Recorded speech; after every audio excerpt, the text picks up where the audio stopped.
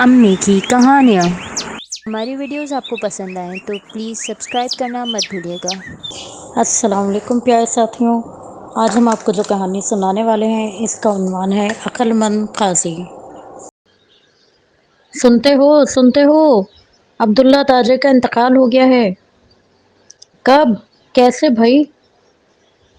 آج صبح ہی بخار کی وجہ سے اس کا انتقال ہوا ہے۔ بھائی بہت ہی اچھا آدمی تھا، لیکن بات یہ ہے کہ اس نے بہت زیادہ مال وراثت میں چھوڑا ہے اور اس کا ایک لڑکے کے سوا کوئی بھی رشتہ دار نہیں، اور اس لڑکے کا ہم میں سے کسی کو کچھ پتہ نہیں۔ پیارے ساتھیوں، آپ سمجھے کہ یہ قصہ کیا ہے؟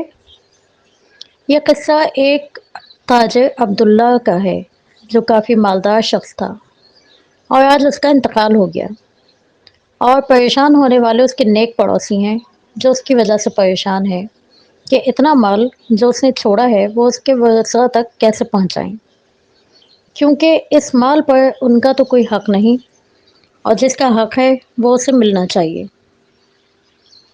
یہی وجہ تھی کہ لوگ آتے جاتے اور معلوم کرتے کر کے پریشان ہوتے کہ آخر ان میں سے کسی نے مشورہ دیا، بھائی اس تاجر کا نام لے کر اس کی موت کا اعلان کر دیتے ہیں، اور یہ بھی کہ اس تاجر کے بیٹے کو اس اعلان کی خبر ہو تو وہ آ کر اپنا حق لے جائے۔ اب یہ سب سیدھے سادے لوگ تھے کہ اعلان والی بات پر مطمئن ہو گئے۔ یہ سوچا ہی نہیں کہ اس طرح تو بہت سارے دعوے دار کھڑے ہو جائیں گے، اور ہر شخص کہے گا کہ وہ اس کا بیٹا ہے، اور پھر ہوا بھی یہی۔ جیسے ہی اعلان کیا گیا، اگلی ہی صبح سب سے پہلے تو ایک لمبی ناک والے شخص نے آ کر دعویٰ کیا کہ وہ اس تاجر کا بیٹا ہے۔ یہ سن کر پڑوسی بہت خوش ہوئے کہ چلو اس مال کا حقدار مل گیا اور ہماری جان چھوٹی۔ اور جب اسے اس کا حق دینے لگے تو اسی وقت ایک دوسرا موٹا شخص آ کر کہنے لگا، نہیں نہیں، یہ نہیں ہے، میں اس تاجر کا بیٹا ہوں۔ اب تو پڑوسی سر پکڑ کر بیٹھ گئے کہ یہ کیا چکر ہے، اور ابھی ان کی حیرت کم نہیں ہوئی تھی کہ ایک تیسرا شریف صورت شخص آ گیا، اور اس نے بھی دعویٰ کیا کہ وہ اس تاجر کا بیٹا ہے۔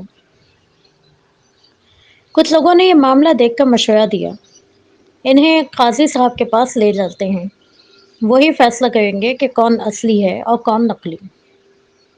چنانچہ یہ سب قاضی صاحب کے پاس گئے، تمام قصہ بیان کیا۔ قاضی صاحب ان کی بات سن کر تھوڑی دیر سوچنے پڑ گئے، آخر انہوں نے سر اٹھا کر کہا، ابھی فیصلہ ہو جائے گا کہ کون اصلی بیٹا ہے اور کون نقلی، کیونکہ قاضی صاحب بڑے عقل مند آدمی تھے۔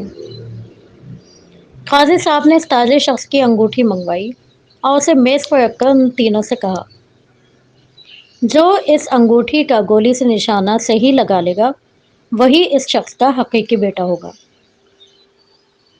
اب پہلے تو دونوں شخص تو فوراً اس بات کے لیے تیار ہو گئے اور دونوں نے گولی سے صحیح نشانہ بھی لگا لیا، لیکن یہ دیکھ کر تیسرا شخص بہت رونے لگا اور کہا، میں ایسی حرکت نہیں کر سکتا، اگرچہ میں ہار کیوں نہ جاؤں، کیونکہ یہ میرے والد کی یادگار نشانی ہے، باوجود اس کے کہ یہ صرف ایک انگوٹھی ہے میں اس کا نشانہ نہیں لگا سکتا، اس سے مجھے بہت تکلیف ہوگی۔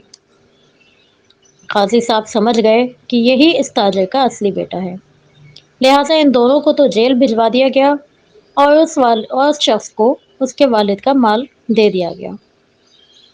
پیارے ساتھیوں، آپ نے جھوٹ کا انجام پڑھ لیا نا؟ یقیناً آپ نے سمجھ لیا ہوگا کہ جھوٹ ایک بہت غلط عادت ہے۔ اس جھوٹ کو سچ ثابت کرنے کے لیے طرح طرح کے اور جھوٹ بولنے پڑتے ہیں۔ اللہ تعالیٰ ہم سب کو جھوٹ کی اس گندی بیماری سے محفوظ فرمائے، آمین۔ پیارے ساتھیوں، یقیناً آپ سب کو آج کی یہ کہانی بہت پسند آئی ہوگی۔ کل ملیں گے پھر ایک نئی کہانی کے ساتھ، تب تک اللہ تعالیٰ آپ کا حافظ اور نگہبان۔